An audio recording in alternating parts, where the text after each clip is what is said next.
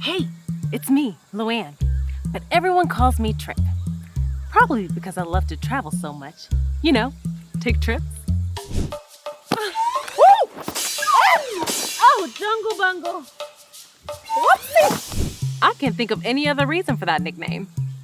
I love exploring God's world, especially the jungle. This place is full of beautiful scenery and exotic animals. You never know what you might find.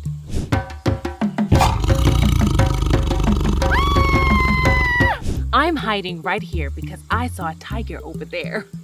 Amazing. I really want to pet it, but there are things in the jungle you definitely should not touch. Tigers are probably at the top of that list. Right up there with poison frogs, rhinoceros horns, and irritated monkeys.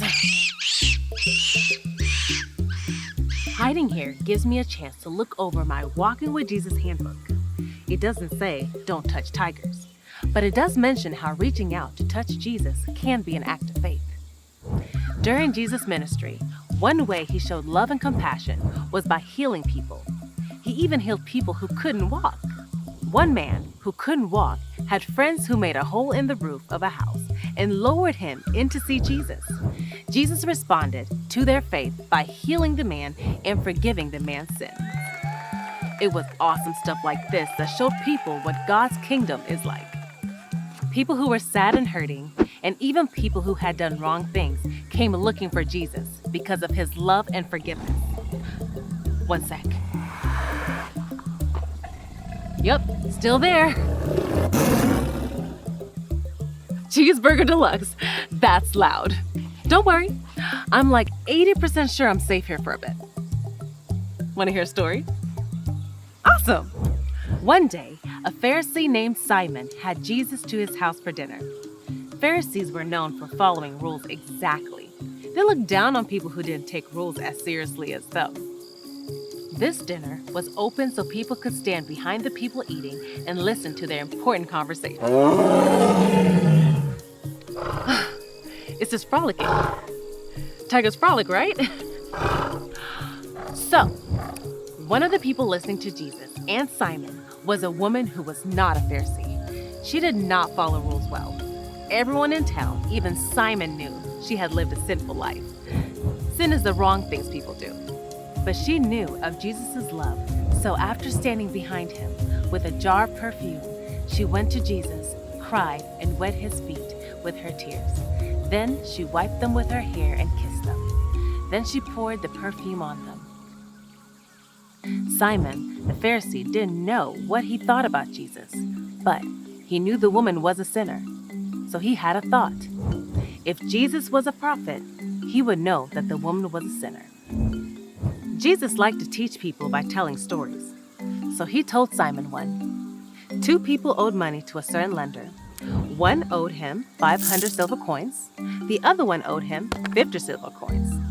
Neither one of them had the money to pay him back. So he let them go without paying. Then Jesus asked Simon a question. Which of them will love him more? Simon thought the person who had the most debt forgiven would be the one who loved the lender more. He was right.